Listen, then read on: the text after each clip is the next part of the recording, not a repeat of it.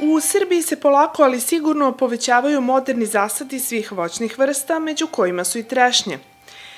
Takav zasad nalazi se u Starim Banovcima i prostire se na nešto više od 1 hektara. Voćnjak je u 3. godini. Voćari polako napuštaju stare tehnologije koje ne donose kvalitet i kvantitet koji su osnovni preduslov za dobar prihod. Ovakvi voćnjaci široko su rasprostranjeni u Italiji i drugim razvijenim agrarnim zemljama, dok je kod nas tek poslednjih godina počela da se budi svest o značaju savremenih zasada. Ovaj voćnjak posetili smo početkom aprila kada je bio u fazi punog cvetanja. A da li je bilo izazova tokom zimskog perioda i kako je trešnja prezimela, upitali smo prvog čoveka firme Agrofertikrop koja je bila zadužena za celokupan posao oko voćnjaka. Ova godina je iza nas koja je bila, odnosno zima koja je bila je veoma jaka zima. Svi jako dobro znate, imali smo u januaru mesecu minus 20, minus 21, 22. Pribojavali smo se kako će to pokazati, međutim mi smo ovde odradili jako dobre agrotehničke mere u prethodnoj sezoni, znači u jesenjoj sezoni i letnjoj prošle godine, tako da su se trešnje pripremile i dobro su prezimele i tako jake mrazeve. Kao što možete da vidite, evo sad, to jako lepo izgleda zato što je ona u punoj rodnosti, znači u punom cvetanju je. Pitali ste me sad da li smo imali još neke poteškoće unazad par nedelja, odnosno prošle nedelje bio je nisak mraz, odnosno temperatura je bila -1. I mi smo ovde imali jedan tretman koji smo odradili sa jednim sredstvom i sprečili smo izmrzavanje cveta, jer su tad jedna sorta koja je rana sorta Black Star već bila u fazi cvetanja.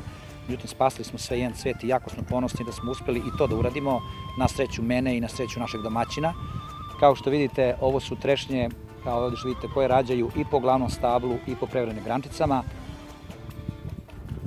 Jednostavno, ovo je uspeh svih nas, uspeh Agrofertikropa, celog tima Agrofertikropa koji vredno radi, uspeh našeg domaćina koji je verovao u nas od prve do zadnje reči i jednostavno, kao što može da vidi i oko vaše kamere, kako izgleda taj jedan voćnjak, jednostavno jako smo zadovoljni, a svrha vaše emisije i takođe i našeg rada je edukativna svrha. To je svrha da bi naši farmeri shvatili, odnosno budući farmeri shvatili u Srbiji da bi mogli da se nosimo sa Evropskom unijom ili Rusijom, nebitno, da bi izvozili naše proizvode, mi moramo da radimo isto kao i oni. Dakle, moramo da pratimo novu tehnologiju kao što je na zapadu.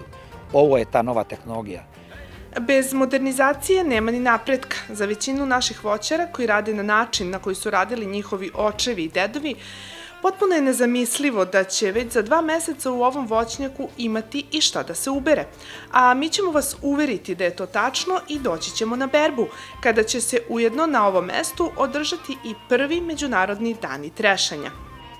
Da je reč o najnovijoj tehnologiji i da je reč o svim agrotehničkim merama koje one zahtevaju da bi se uradile, da to je i slika i prilika ove trešnje kako izgleda, gde svaka trešnja mora u 3. godini imati 6 do 12 grana, prevremenih grana koje rađaju, i da bude debljine od 3 do 4 cm kao što je ovo stablo, da bi ishranilo plodove koje ćemo mi da planiramo na ovoj trešnji. Šta to znači planiramo? To znači da ovde će se oploditi skoro svaki cvet.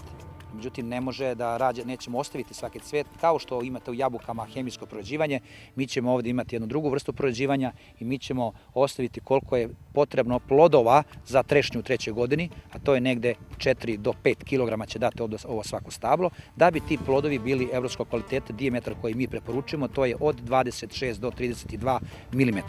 Znači, nadamo se da ćemo to sigurno ovde uspeti, a da bi to bilo istinito, da bi to bilo uverljivo, da bi to svi naši gledaoci koji nas prate preko ekrana i putem web sajta naše firme, mi organizujemo ovde Međunarodne dane polja koji će se organizovati ovde između 20. i 25. juna, ali to ćemo vidjeti baš pred berbu kad bude zvanično, ćemo da objavimo takođe preko sajta i preko vaše emisije i tako dalje. Znači, Međunarodne dane polja koji će biti za istočnu Evropu održat će se kod ovog domaćina ovde u berbi, odnosno da se proba, da se testiraju sorte koje ovde imamo i da se vidi da priča koja je bila počela pre 7 godina da nije šarena laža i da jednostavno svi budu zadovoljni i da svi koji hoće da budu i da prave ovakav voćnjak moraju da prate reč stručnjaka kako to da izgleda ovako.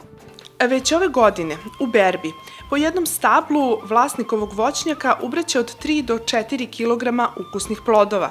Ove trešnje imaju zagarantovan plasman na inostranom tržištu, a mi smo upitali po koji cijeni je moguće prodati trešnju ekstra kvaliteta. Ako bude proizvod evropskog kvaliteta, a evropski kvalitet znači da mora biti preko 28 mm dijametar prosek. Znači 28, odnosno težina ploda mora da bude od 10 grama pa najviše, to je prva klasa.